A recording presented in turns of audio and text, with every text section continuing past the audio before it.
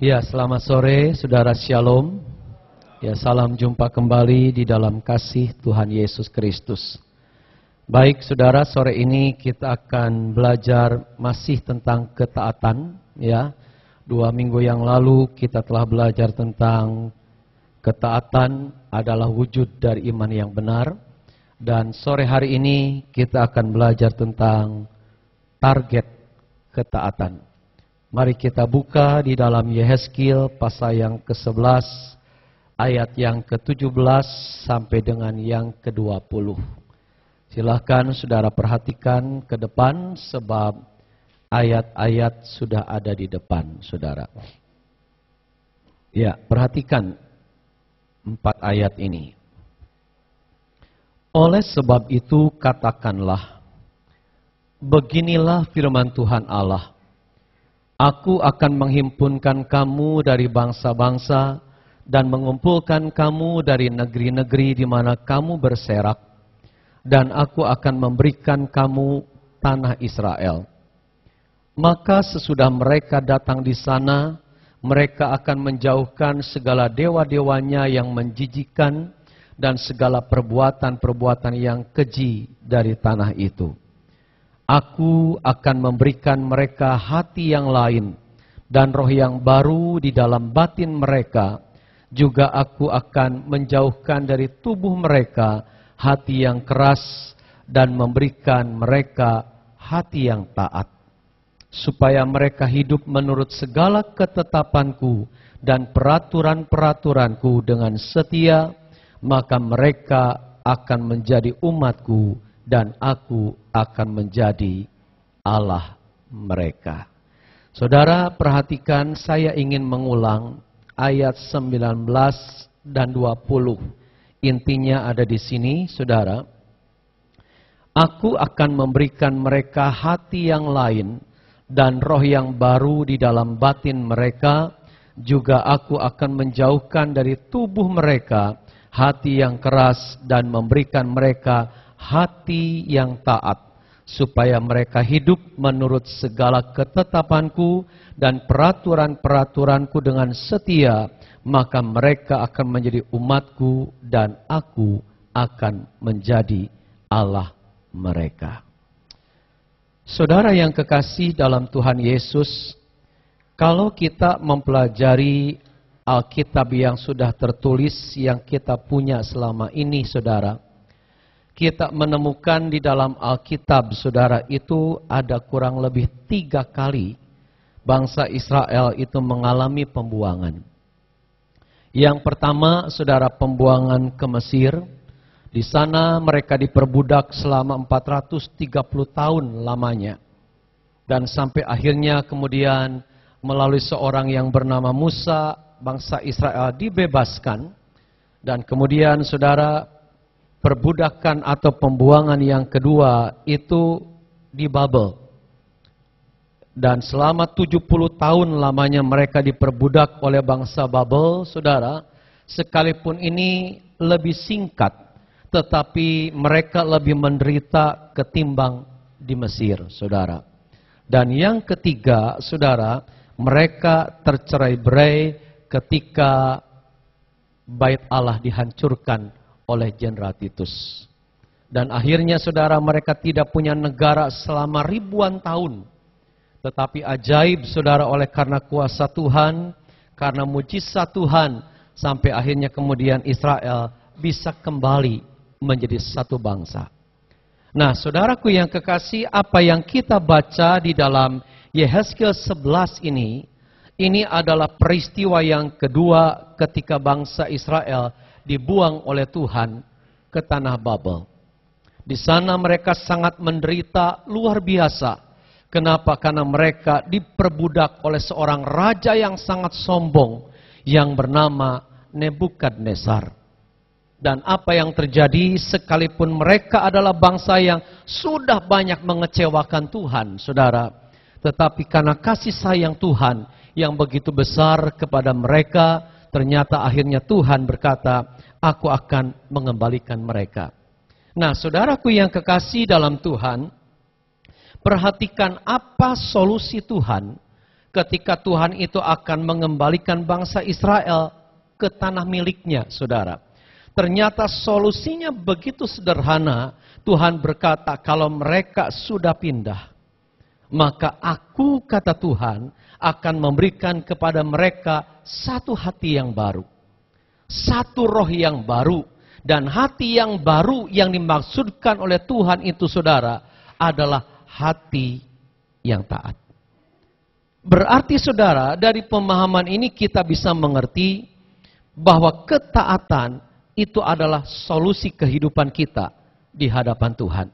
Dan ini adalah salah satu sifat yang penting sekali yang tidak boleh tidak ada di dalam kehidupan kita. Kenapa, saudara? Sebab ini akan menentukan nasib kita di hadapan Tuhan kelak.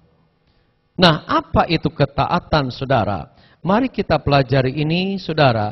Kata taat, saudara, itu berasal dari sebuah kata Yunani. Kata Yunaninya adalah akowo atau hupakowo, saudara, yang akhirnya diterjemahkan ke dalam bahasa Indonesia jadi taat. Tetapi kalau kita mempelajari kata akowo ini, saudara, ternyata pemahamannya itu bisa lebih diperjelas. Akowo itu ternyata berarti mendengarkan perintah. Itu artinya akowo, saudara. Nah, tetapi saudara, kalau kita hanya belajar dari kata Yunani saja, mendengarkan perintah, ini masih samar. Mendengarkan perintah setelah itu dilakukan apa enggak? Kalau diterjemahkan kata taat, seharusnya dilakukan, saudara. Tetapi kalau kita hanya membaca mendengarkan perintah, ini tidak jelas. Dilakukan apa tidak, saudara? Bisa saja kita mendengar perintah, tapi diam-diam tidak melakukan. Bisa, saudara. Nah, sebab itu ada kata yang kedua dalam bahasa Ibrani, itu lebih jelas, saudara. Apa kata taat dalam bahasa Ibrani, saudara? Kata taat dalam bahasa Ibrani itu adalah syama. Apa artinya syama, saudara? Syama itu artinya adalah mendengar di bawah dengan sikap tunduk melayani. Nah, ini lebih jelas pengertiannya, saudara. Ibaratnya ketika seorang tuan sedang ngomong kepada para abdinya atau para pembantunya atau para pegawainya, maka dalam hal ini, saudara, tidak ada kesetaraan. Tetapi saudara, para pegawai, para abdi, para pembantu itu bisa saja ketika tuannya itu ngomong, memberikan wejangan-wejangan, saudara, maka dia duduk bersimpuh di bawah, lalu mendengarkan, saudara. Nah, kata syama ini, saudara, lebih tepat untuk kita mempelajari apa artinya ketaatan itu, saudara. Nah, jadi dari dua kata ini, saudara, kalau kita menyimpulkan, maka kata taat itu bisa berarti begini, saudara. Kesimpulannya begini, ini pemahaman kata taat, saudara.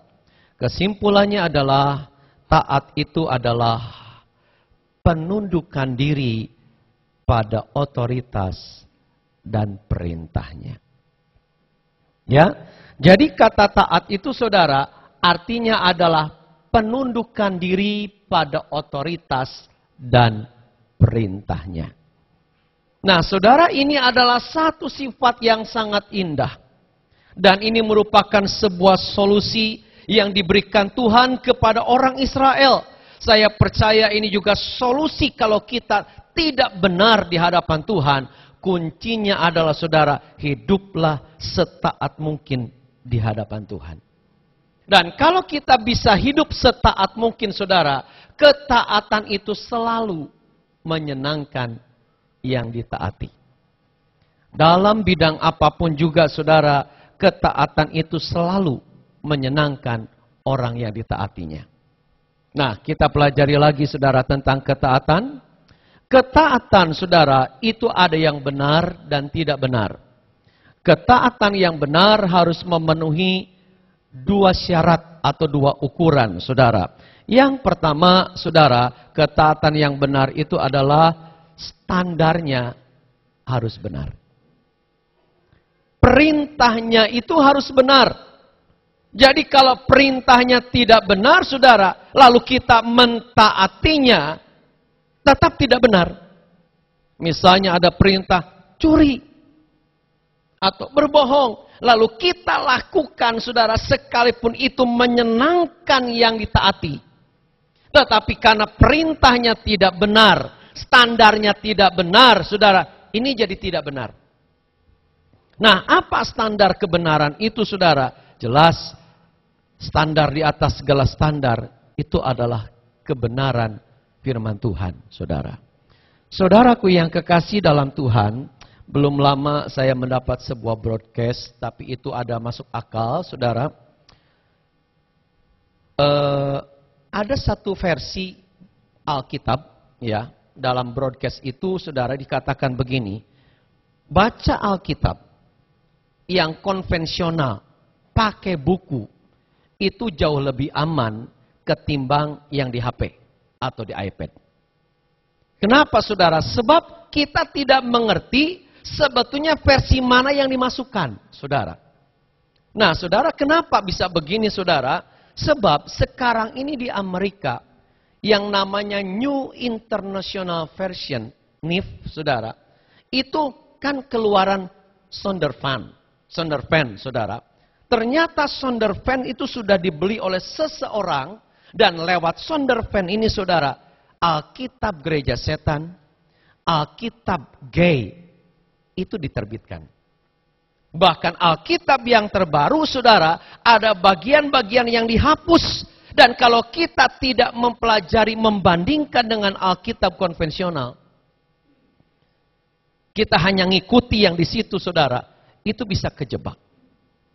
Nah, sebab itu, saudara, saya tidak katakan jelek, enggak. Kita hanya membaca Alkitab di dalam HP atau iPad, tidak. Tapi kita harus ngerti sebetulnya versi mana yang dimasukkan di dalam HP atau iPad itu, saudara. Jadi tetap, saudara, Alkitab lain ini jauh lebih aman. Jauh lebih aman, saudara. Nah, saudaraku yang kekasih, jadi ketaatan yang benar itu, saudara, standarnya harus benar. Kalau standarnya tidak firman Allah, menyimpang dari firman Allah, saudara, itu jadi tidak benar ketaatannya. Lalu kemudian ukuran yang kedua, saudara, ketaatan yang benar adalah sasaran, arahnya, atau targetnya itu harus benar. Sekalipun, saudara, kelihatannya standarnya benar, tapi kalau targetnya salah, ini menjadi kurang pas juga, saudara. Nah, pertanyaannya gini, sasaran kebenaran kita itu siapa? Ini yang harus kita ketahui, saudara. Mari kita pelajari secara ringkas-ringkas, ini agak panjang sedikit, saudara. Yang pertama, saudara, target ketaatan kita itu siapa?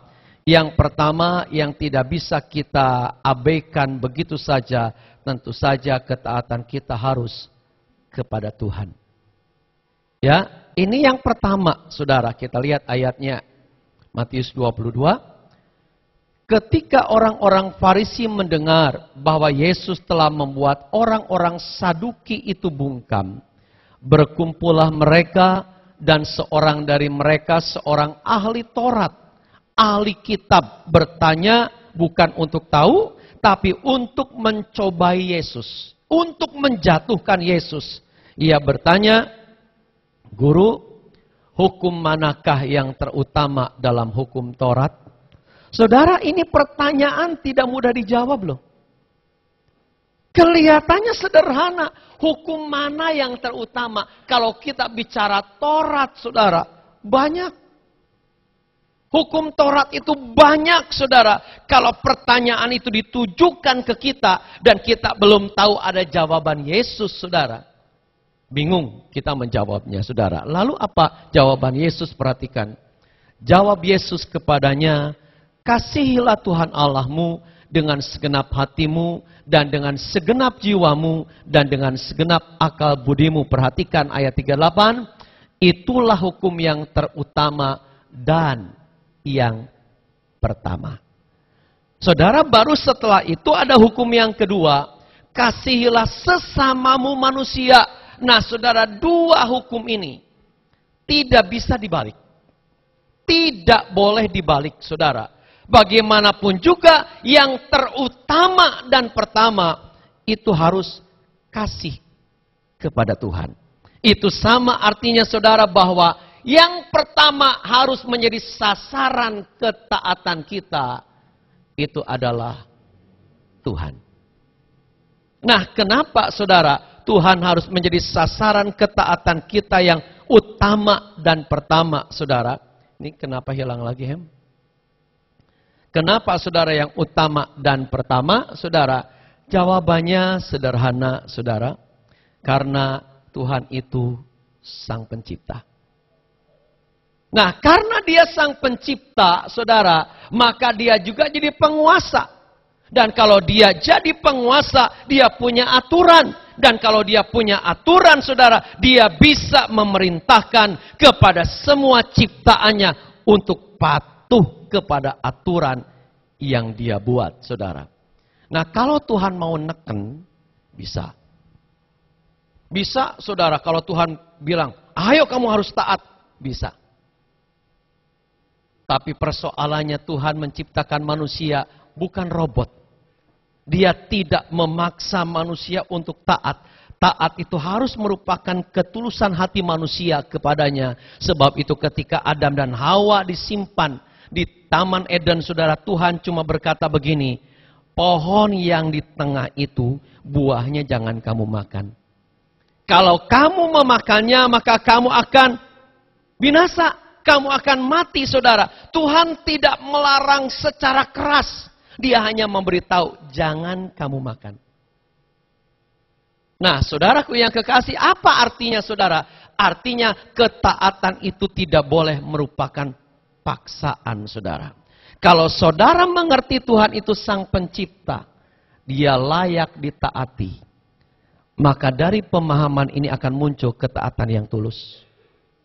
Kenapa selama ini, saudara, kita tidak bisa taat dengan tulus kepada Tuhan? Sebabnya, saudara, adalah karena kita tidak mengerti konsep Tuhan Sang Pencipta.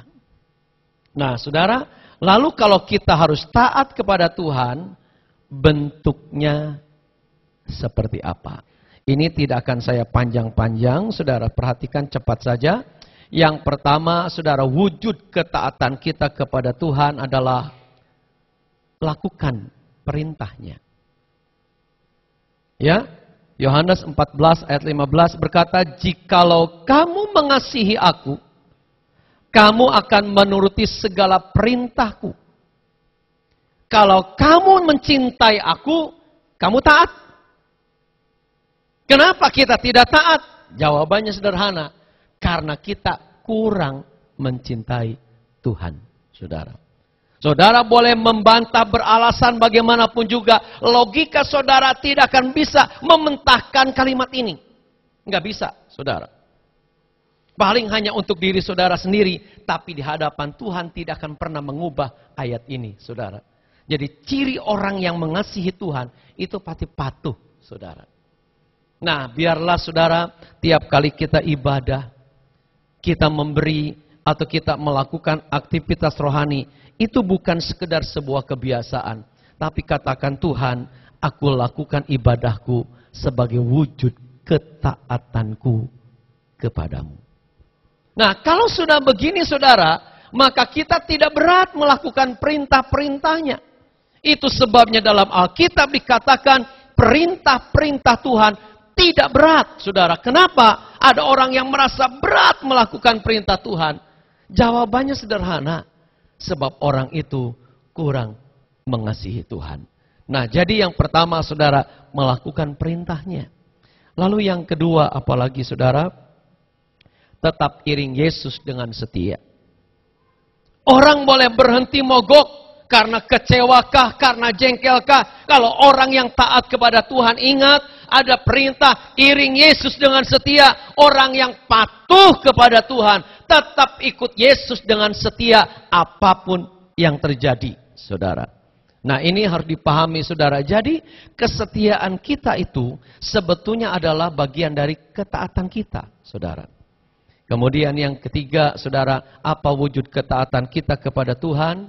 Yang ketiga, tetap beriman apapun yang terjadi.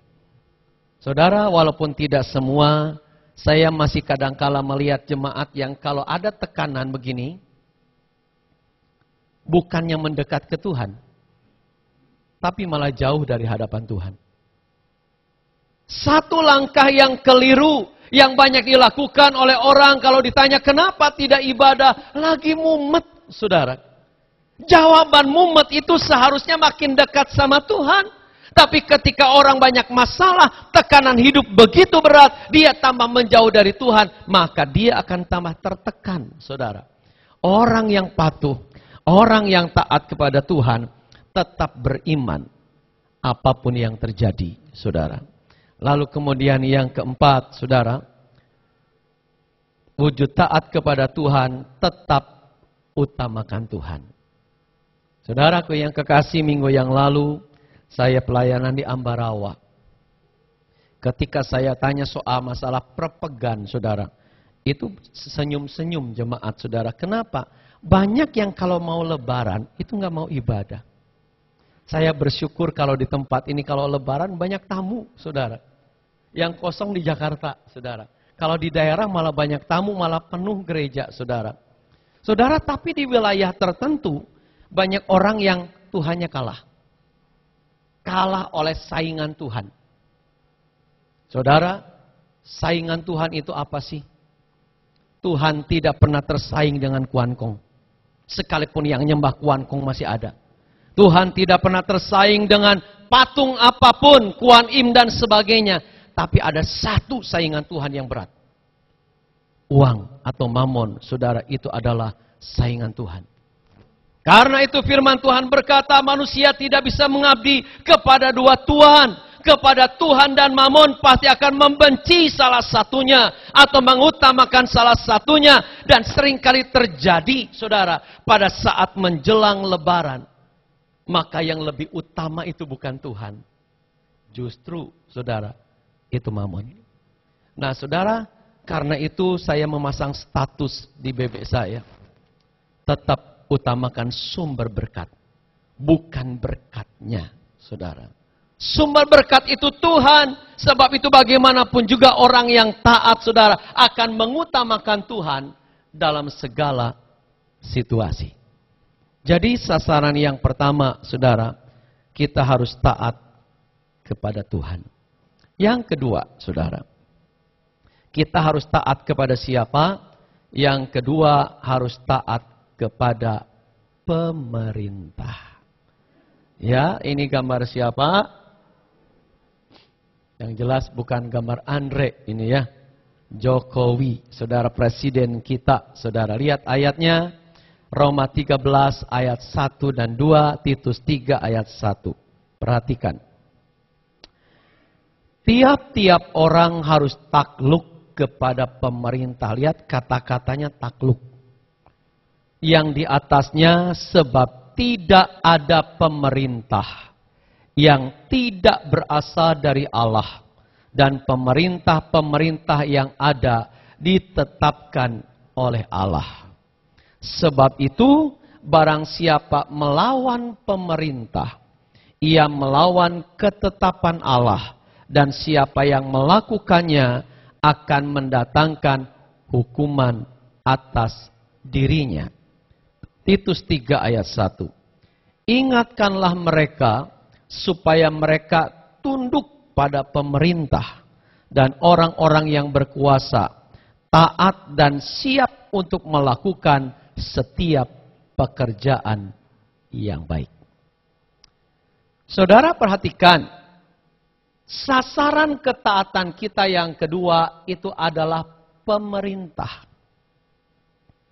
Kalau kita membaca ayat Roma tadi, saudara, maka mungkin ada yang pro kontra dengan perintah itu. Orang Yahudi sangat pro kontra dengan perintah itu, saudara. Kenapa? Sebab orang Yahudi itu, saudara, sampai sampai zaman Paulus masih hidup, ternyata mereka punya konsep begini, saya tidak punya raja selain Tuhan. Saya tidak punya hukum selain hukum Tuhan. Saya tidak ada kewajiban memberi kepada siapapun selain kepada Tuhan. Semuanya Tuhan, Tuhan, Tuhan. Dan betul saudara, tetapi konsep itu menyebabkan orang Israel, bangsa Yahudi itu suka berontak pada pemerintah. Melawan terus saudara. Nah kemudian saudara melihat kekacauan begini, Rasul Paulus itu menata. Akhirnya dia katakan dalam Roma 13 ayat 1 dan 2 tadi, setiap orang harus takluk kepada pemerintah. Saudaraku yang kekasih, perhatikan, takluk itu tunduk total saudara kepada pemerintah saudara. Sampai saat ini mungkin kita bingung. Loh, tunduk total, takluk kepada pemerintah, lalu bagaimana kalau pemerintahnya korup? Nah, saudara perhatikan. Lalu bagaimana kalau pemerintahannya korup? Apakah lalu kita jadi tidak taat? Saudaraku yang kekasih, perhatikan baik-baik. Kebobrokan pejabat tidak boleh menghalangi ketaatan kita pada aturan pemerintah yang baik. Yang salah bukan aturannya, yang salah itu oknumnya, orang-orangnya saudara. Tetapi faktanya banyak orang tidak begitu. Kejelekan pemimpin menyebabkan kita enggan melakukan apa yang jadi kewajiban kita. Saya ambil contoh. Kalau saudara, maaf ya, contoh saja. Saudara melihat saya bobrok. Katakanlah yang paling parah kalau seorang hamba Tuhan itu selingkuh atau berzina. Saya tanya, saudara melihat pemimpin saudara jatuh seperti itu. Kira-kira saudara masih ibadah enggak?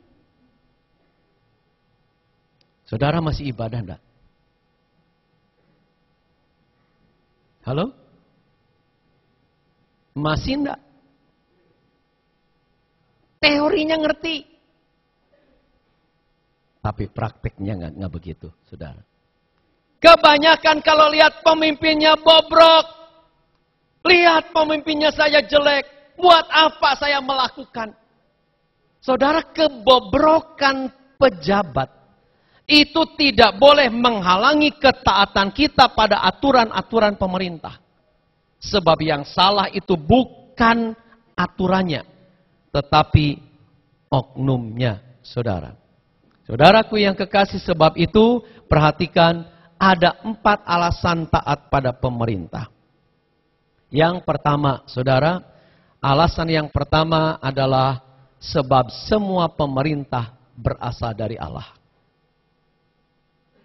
Roma 13 ayat 1 tadi berkata, tiap-tiap orang harus takluk kepada pemerintah yang di atasnya.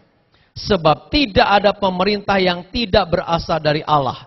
Dan pemerintah-pemerintah yang ada ditetapkan oleh Allah. Jadi saudara, kalau semua pemerintah berasal dari Allah, kalau kita melawan pemerintah, itu sama dengan melawan Allah. Saudaraku yang kekasih dalam Tuhan Yesus, itu sebabnya. Saya tidak setuju. Saya pribadi tidak setuju kalau orang Kristen ikut-ikutan demo. Apalagi demonya sampai merusak saudara alat-alat negara. Saya tidak setuju, kenapa? Sebab perintahnya supaya kita melakukan sesuatu yang baik. Bukan yang merusak saudara. Saya tidak setuju kalau orang Kristen ikut-ikutan demo, saudara. Kenapa? Konsepnya sederhana. Semua pemerintah berasal dari Allah. Saya tanya kepada saudara, kalau semua pemerintah berasal dari Allah, saya tanya, Hitler itu dari Allah bukan? Halo? Yang membunuh orang Yahudi 6 juta jiwa. Kim Jong-un itu dari Allah bukan? Halo? Kalau kita baca ayat ini saudara,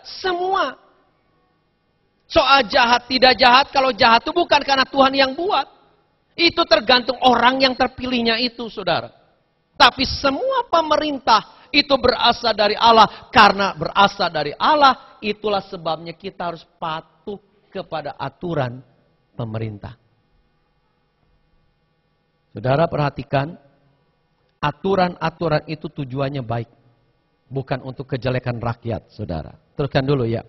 Yang kedua, alasannya kenapa kita harus taat pada pemerintah adalah karena kita atau gereja bagian dari masyarakat yang dipimpin pemerintah.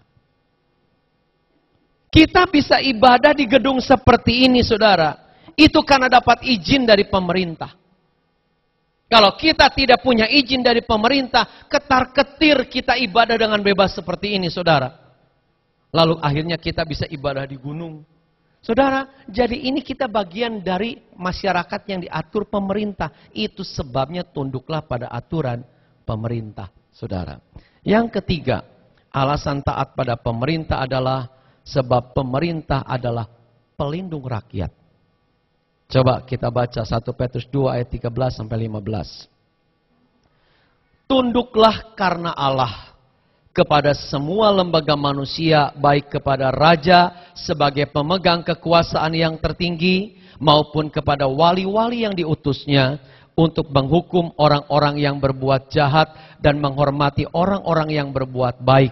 Sebab inilah kehendak Allah, yaitu supaya dengan berbuat baik, kamu membungkamkan kepicikan orang-orang yang bodoh. Saudara perhatikan, tunduklah karena Allah kepada semua lembaga manusia. Kenapa, saudara? Sebab mereka itu, saudara, adalah pelindung rakyat. Saudara, memang ada pemerintah yang tidak melindungi rakyat, kesannya ada. Tetapi secara umum pemerintah itu melindungi rakyat. Sekarang saya mau tanya kepada saudara.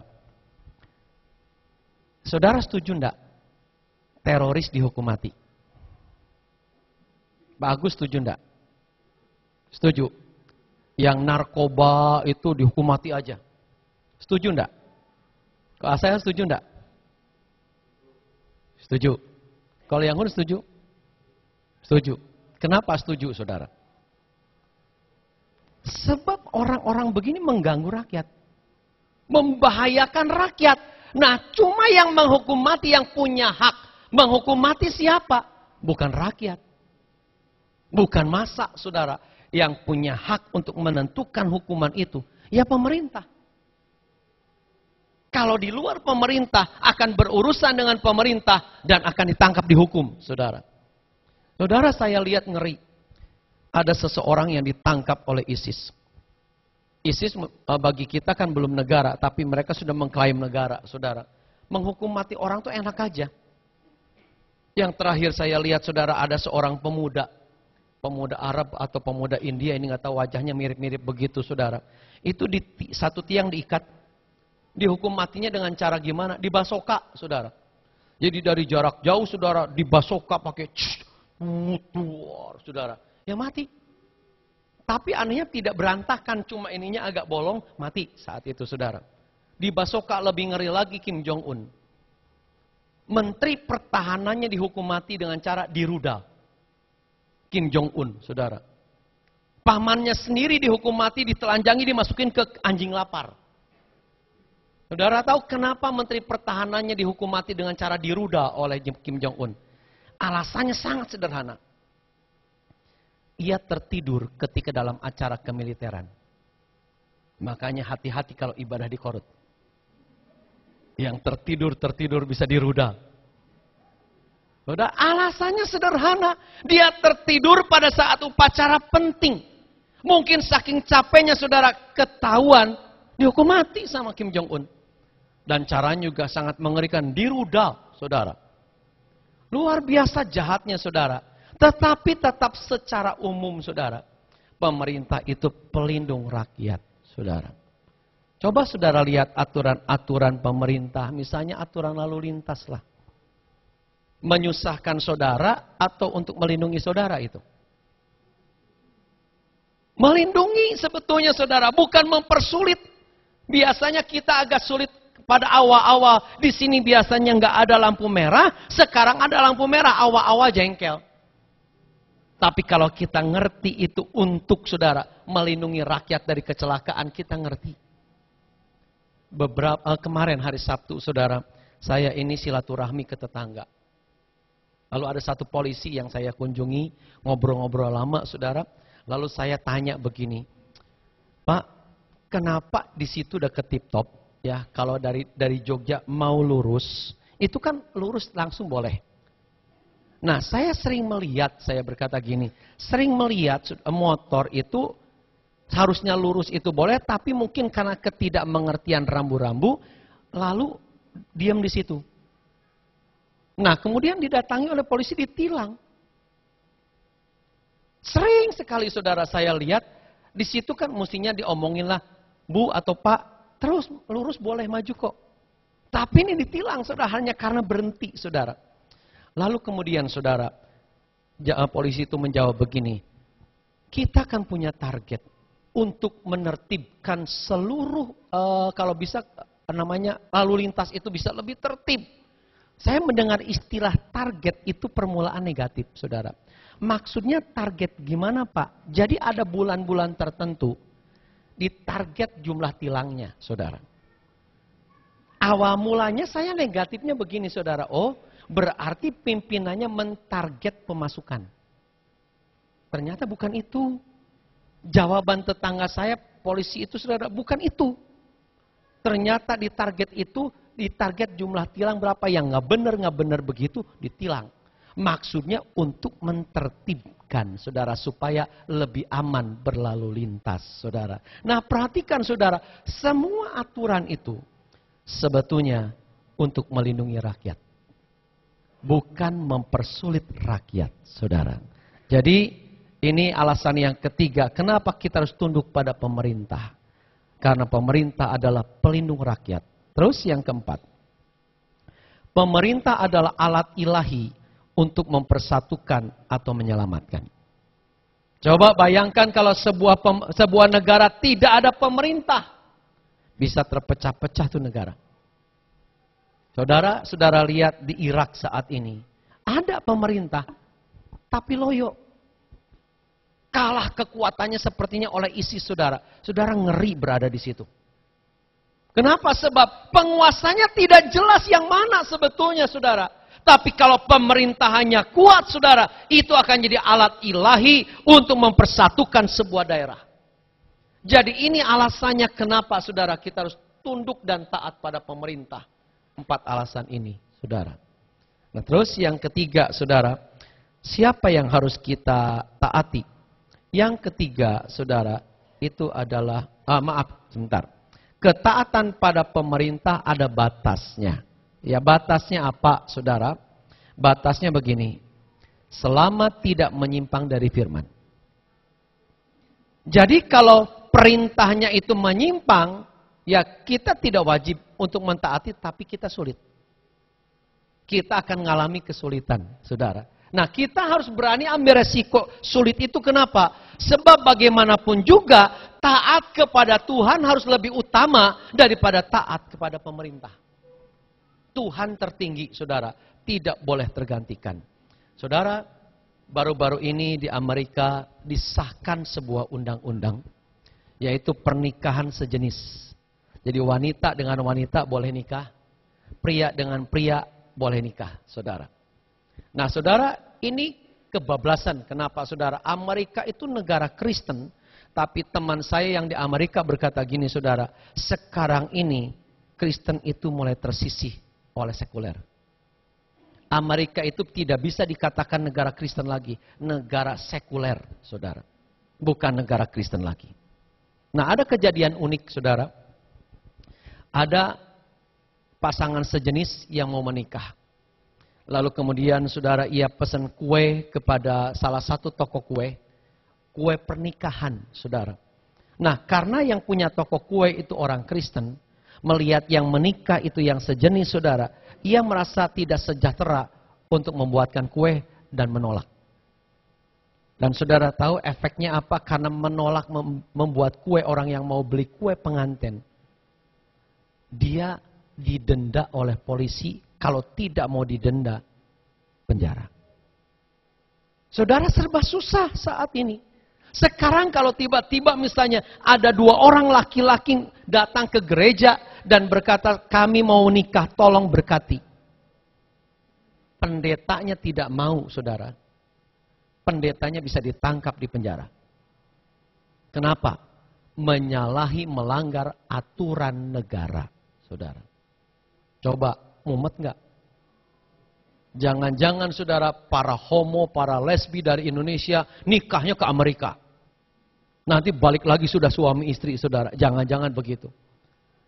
Saudara, ini dunia sudah begitu kacau. Sebab itu Alkitab berkata pada akhir zaman, timbangan Sodom itu akan jauh lebih ringan ketimbang timbangan orang-orang angkatan sekarang. Artinya apa, saudara, kalimat ayat itu? Artinya kejahatan pada zaman akhir itu jauh lebih bobrok daripada Sodom, saudara. Sodom saja sudah membuat Tuhan marah, lalu kemudian Tuhan menghukum orang-orang Sodom dengan api. Kita bisa bayangkan angkatan sekarang jauh lebih jahat daripada Sodom. Apa Tuhan nggak bisa hukum? Saudara, ini ngeri sebetulnya keadaan zaman sekarang itu, saudara. Betapa jahatnya manusia. Yang menyimpang-menyimpang begitu, saudara, malah dilakukan, saudara.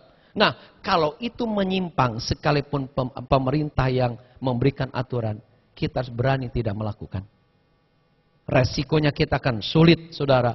Tetapi ingat, taat kepada Tuhan harus lebih utama daripada taat kepada manusia. Yang ketiga, saudara, siapa yang harus kita taati, saudara? Yang ketiga, itu pemimpin. Ya, kita lihat Ibrani 13 ayat yang ke-17. Taatilah pemimpin-pemimpinmu dan tunduklah kepada mereka, sebab mereka berjaga-jaga atas jiwamu sebagai orang-orang yang harus bertanggung jawab atasnya. Dengan jalan itu mereka akan melakukannya dengan gembira, bukan dengan keluh kesah, sebab hal itu tidak akan membawa keuntungan bagimu. Saudara, siapa yang ketiga yang harus kita taati? Pemimpin. Siapa yang dimaksud pemimpin di sini, saudara? Yang dimaksud pemimpin di sini adalah atasan selain pemerintah. Nah, perhatikan kalau kita bicara soal atasan, ada beberapa atasan. Yang pertama, saudara, itu adalah misalnya guru. Guru ini pemimpin di sekolah. Jadi ini harus dipatuhi perintah-perintahnya. Bahkan biasanya anak itu lebih takut kepada guru daripada ke orang tua. Itu hebatnya guru, saudara. Tapi ini juga sebetulnya kurang pas. Seharusnya takut sama orang tua minimal sama dengan takut kepada guru, saudara. Tapi faktanya banyak anak yang lebih takut ke guru daripada takut ke orang tua. Ya, lalu misalnya yang lain, bos atau majikan. Saudara, ini juga harus dipatuhi. Harus ditaati perintah-perintahnya. Kalau tidak, dipotong gaji, saudara. Nah, yang ketiga, saudara, yang dimaksud pemimpin itu adalah di gereja gembala sidang. Nah, perhatikan baik-baik, saudara. Ibrani 13 ayat 17. Itu bicara pemimpin yang mana? Ternyata, saudara, saya tidak katakan bukan ini. Ternyata penulis Ibrani itu lebih menunjuk kepada pemimpin rohani. Sebab hanya pemimpin rohanilah yang punya tugas berjaga-jaga atas jiwamu. Bos tidak berjaga-jaga atas jiwa para karyawannya, tidak. Tidak, saudara. Kayak Koleagun tidak berjaga-jaga atas karyawannya, enggak. Tidak memikirkan hal rohaninya, tidak, saudara. Yang memikirkan rohani orang-orang itu cuma pemimpin rohani. Ini pun belum tentu, saudara, belum tentu. Paling guru itu mengajar supaya anak itu jadi anak pintar. Tapi yang memikirkan keselamatan, kerohaniannya tumbuh apa tidak, pasti pemimpin rohani, gembala sidang. Itu sebabnya dalam Alkitab, maaf, sebetulnya saya mungkin agak kagok mengungkapkan ini, bahwa pemimpin rohani yang suka menyampaikan firman, itu layak mendapatkan penghormatan 2 kali lipat. Bukan saya minta dihormati, itu Alkitab yang berkata, saudara. Kenapa? Sebab mereka itu bertugas berjaga-jaga atas jiwa kita. Saudara, saya tuh mikirin jemaat. Mikirin jemaat gimana si Anu tumbuh, dipantau. Kelihatan mana yang tidak tumbuh rohaninya, mana yang setia dan tidak, itu ketahuan, saudara. Saya ngerti, ini kurang setia, ini setia, itu saya ngerti, saudara. Dan saya bawa di dalam doa. Kenapa? Tugas saya berjaga-jaga atas jiwa. Nah, pemimpin yang begini yang punya tugas berjaga-jaga atas jiwa, itu harus dihormati dan ditaati, saudara. Apanya yang ditaati bukan keinginannya, kedagingannya bukan. Tapi firman yang disampaikannya, saudara. Nah, jadi saudaraku yang kekasih, ini hal yang penting. Ya. Lalu kemudian yang berikutnya, saudara. Kenapa disebut berjaga-jaga atas jiwa? Sebab mereka menuntun dalam kebenaran dan kebaikan. Ya, yang keempat, yang terakhir. Siapa yang harus kita taati? Ini sengaja saya balik. Yang keempat, itu orang tua. Ya. Kita lihat ayatnya Kolose 3 ayat 20, Efesus 6 ayat 1. Hei anak-anak, taatilah orang tuamu dalam segala hal. Lihat, dalam segala hal, semuanya. Karena itulah yang indah di dalam Tuhan. Satu lagi, hei anak-anak, taatilah orang tuamu di dalam Tuhan. Nah, pengertian segalanya tetap ada batasannya di dalam Tuhan, saudara. Karena haruslah demikian. Saudara perhatikan, taat pada orang tua itu adalah sebuah keharusan. Ya, tidak ada tawar-menawar. Hormat kepada orang tua itu adalah sebuah keharusan. Anak hormat kepada orang tua itu tidak boleh tawar-menawar, saudara. Ini perintah firman Tuhan. Dan kenapa kita harus mentaatinya? Sebab ada 2 alasan besar. Yang pertama, karena hormat atau taat pada orang tua, itu perintah Tuhan. Jadi kalau kita ini tidak hormat, tidak taat pada orang tua, sama dengan melanggar perintah Tuhan. Itu dosa. Dosa, saudara. Jangan dipikir nggak apa-apa, itu dosa, saudara. Ya. Orang tua itu layak dihormati, layak ditaati perintah-perintahnya. Saudara, jangan diberontaki. Hal yang paling sakit orang tua itu kalau anak suka membentak. Kadangkala anak-anak zaman sekarang itu, saudara, itu jauh lebih apa ya? Kesopanannya jauh lebih jelek daripada zaman-zaman dulu. Saudara, saya dulu ketika remaja, menginjak remaja, itu pernah kebawa teman merokok. Ya. Lalu ketika saya merokok, ketahuan papa saya, saudara. Wah, takutnya luar biasa, saudara. Papa saya sudah lihat bawa penggaris begini, mau nyabet ke saya, saudara. Duk, duk, duk, takutnya minta ampun. Sekarang anak kelepus di depan orang tuanya. Dan merasa tidak salah. Merasa tidak salah, saudara.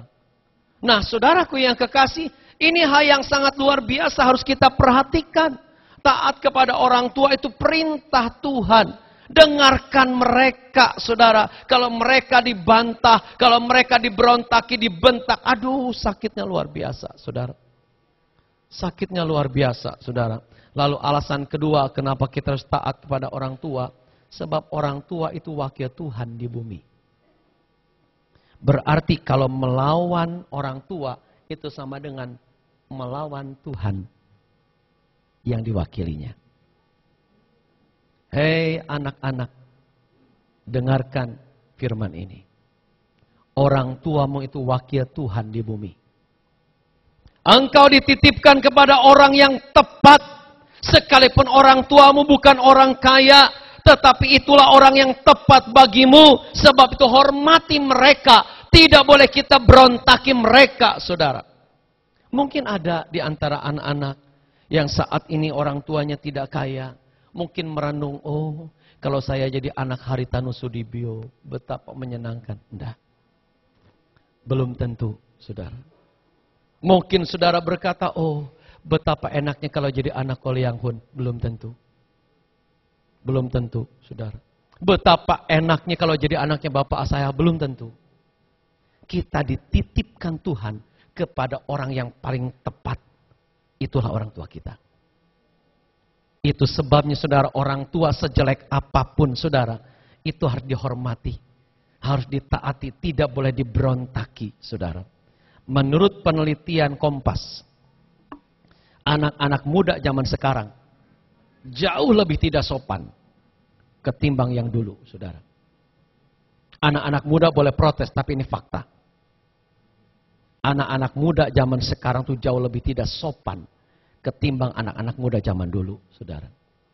Nah, jadi alasan ini, saudara, yang harus dipahami kenapa kita harus patuh kepada orang tua. Sebab ini perintah Tuhan dan orang tua itu wakil Tuhan di bumi. Nah, saudara perhatikan kalimat ini. Orang tua itu manusia biasa. Karena orang tua itu manusia biasa, sebab itu saudara, kepatuhan kita kepada orang tua juga ada batas.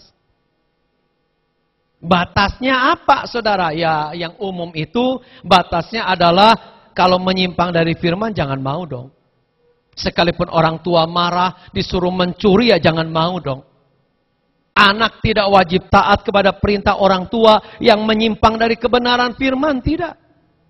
Tidak saudara. Nah perhatikan ada batas-batas begini.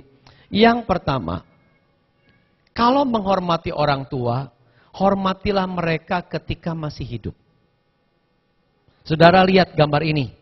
Ini kisah nyata ini. Di Tiongkok sana ada yang begini saudara.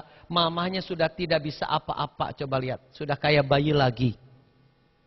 Kemana-mana digendong saudara oleh anaknya disuapin kayak bayi lagi. Ketika mamanya masih sehat, ini yang digendong.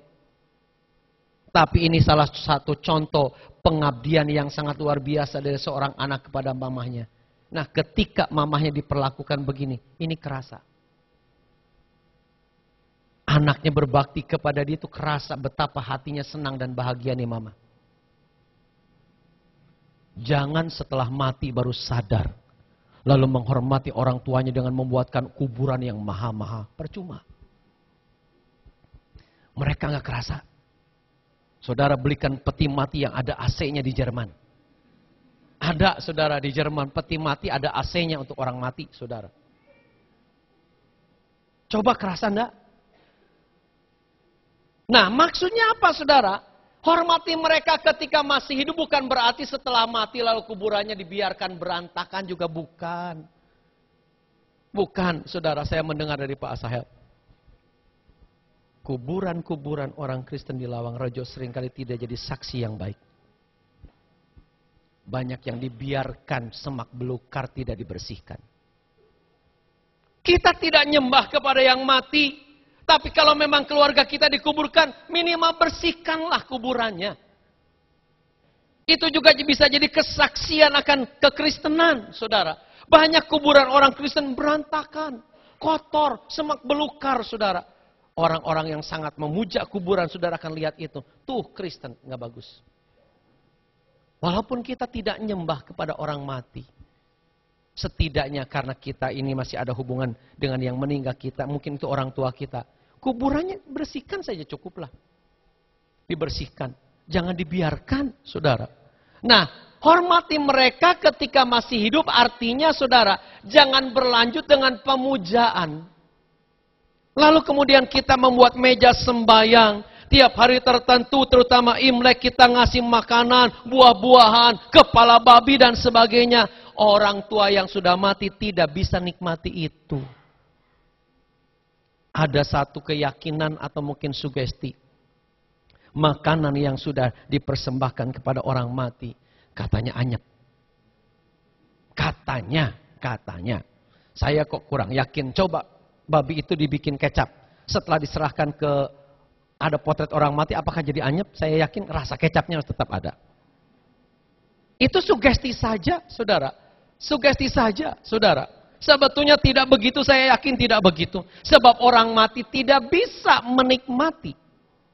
Tidak bisa menikmati, sebab itu kalau kita mau mentaati, menghormati orang tua, mumpung mereka masih hidup, saudara. Mereka kerasa anaknya berbakti, anaknya cinta kepadanya, oh bahagia. Orang tua itu, saudara, tidak meminta uang anak, tidak. Kalau orang tua itu yang selalu begini ke anak ini, bocengli. Bahkan sebaliknya, saudara, harta orang tua jadi harta anak. Tapi harta anak belum tentu harta orang tua. Betul enggak? Kita senang anak kita kaya, tetapi kita tidak berharap, saudara, kita dapat apa-apa dari kekayaan itu, tidak. Tapi kalau orang tua kaya, anak ikut kaya, saudara. Tapi anak kaya belum tentu orang tua ikut kaya, saudara. Belum tentu. Ada yang rumahnya gedung di Jakarta. Ketika ke kampung halaman, lihat rumah orang tuanya, bobrok, ada. Saudaraku yang kekasih dalam Tuhan, orang tua itu kalau dihormati, oh senangnya luar biasa. Penghormatan itu jangan berlanjut sampai kemudian ketika mati baru dibuatkan rumah-rumahan lagi dari kertas. Saudara, ketika sedang hidup, saudara, tidak dihormati. Sering dibohongi, sudah mati, dibohongi juga, dikasih rumah-rumahan. Bukan rumah beneran. Kalau saudara betul cinta orang tua, pengen ngasih rumah, beli rumah beneran, bakar. Jangan rumah-rumahan, kasih uang, kirim uang, kertas. Bukan uang beneran, saudara. Udah ketika masih hidup dibohongi, sudah mati pun masih dibohongi, saudara. Betapa ngenes tuh orang tua kalau tahu itu, saudara. Jadi kalau kita mau menghormati mereka, hormati ketika masih hidup. Mereka kerasa. Anaknya berbakti, oh itu menyenangkan luar biasa. Orang tua tidak minta uang anak, tidak. Mereka hanya minta dengarkan aku berkata-kata. Walaupun tidak didengar oleh anak mungkin, tapi didengarkan. Itu menyenangkan, saudara. Nah, lalu batasan yang kedua, perhatikan ini. Jangan sampai salah paham dengan yang kedua ini. Yang kedua, saudara, taati mereka selama kita belum menikah. Jangan salah paham nih. Jadi seolah-olah kalau sudah menikah itu berontak terus sama orang tua, bukan begitu maksudnya. Artinya begini, saudara. Orang tua juga kalau anaknya sudah menikah jangan ikut ngatur keluarga anak. Itu yang tidak bijak, saudara. Orang tua anaknya sudah nikah masih kayak anak kecil, ikut nimbrung, ikut ngatur, saudara. Itu sebabnya banyak pertengkaran antara menantu dengan mertua. Kenapa? Karena orang tua ikut campur, saudara. Seharusnya orang tua yang bijak, anaknya sudah nikah, biarkan ia mandiri, saudara. Kecuali dimintai nasihat, baru kita ngasih nasihat. Tapi kalau anak kita tidak minta nasihat, kita jangan nyerobot atau nyelonong masuk, saudara. Itu nggak boleh. Nah, saudara, kalau kita sudah menikah bukan berarti kita tidak boleh taat, bukan. Kita boleh taat kepada orang tua kita, boleh.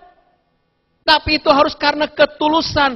Cuma kalau itu tidak klop dengan pemikiran kita, maka tidak ada kewajiban untuk memaksakan, orang tua memaksakan kehendaknya kepada anaknya yang sudah nikah. Tidak ada kewajiban itu. Jadi kita sebagai orang tua juga harus ngerti nih konsep ini, saudara. Banyak orang tua yang tidak ngerti konsep begini ketika anaknya sudah nikah, masih ikut ngatur kehidupan anaknya. Makanya saudara, kacau balau, ada yang sampai cerai. Kenapa? Campur tangan orang tua yang terlalu, saudara. Nah, jadi saudara, ini batasan-batasan yang harus kita pahami soal mentaati dan menghormati orang tua. Kita akan melihat ya sebuah kata-kata yang tertulis dari orang tua kepada anaknya dan ada lagunya. Lagunya enak, lagu dunia, tapi nikmati saja. Ya. Kalau saudara bisa baca kata-katanya, silahkan saudara baca. Kalau keburu, saudara. Tapi saya coba akan bacakan, tapi keburu enggak. Coba kita lihat.